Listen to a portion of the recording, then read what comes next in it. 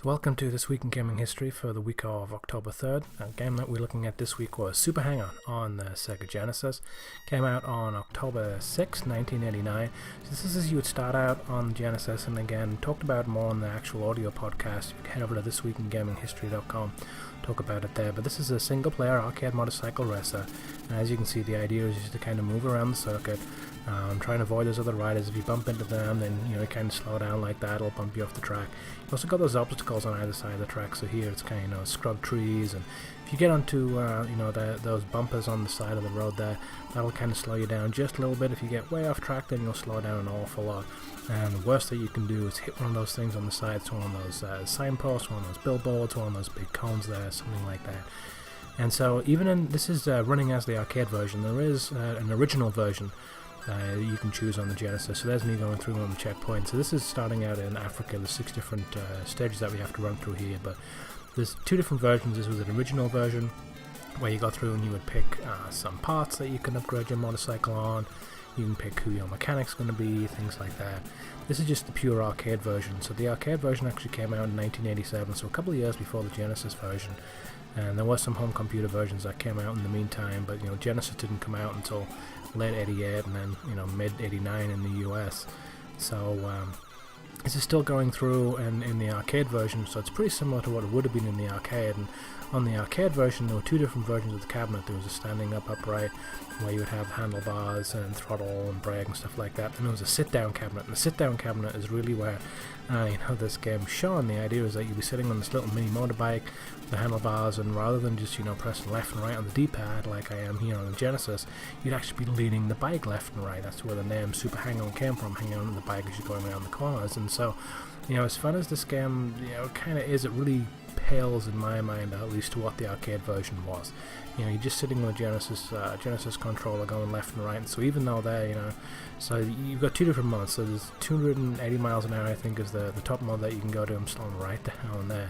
Do not want to try and hit one of those barriers or billboards that's on the side of the road, but 280 miles an hour, and you'll see up in the top right it'll flash, and you hear a little auditory beep that tells you, hey, you're at your max speed. Hit the boost. So you hit the boost, boom, there we go. Now it goes red, and a little bit of flames come out the exhaust at 324 kilometers an hour.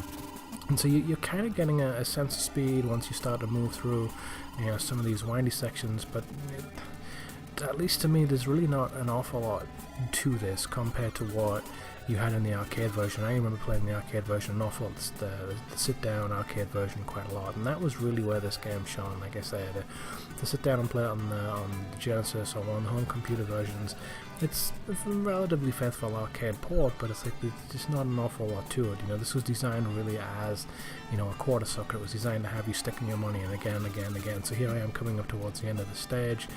Time's starting to run out. I'm probably going to go through no problem.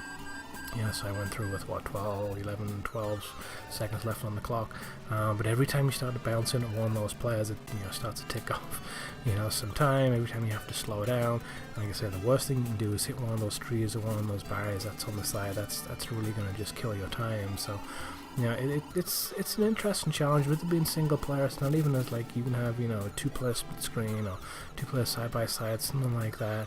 There's no kind of road rush element where you can kind of punch into the other players, which would have been kind of cool. But there you go, wiped out. You just watch the clock as it just slowly ticks down and ticks down. And when you're actually playing this, that feels like an absolute eternity. It just seems like that just will not ever end.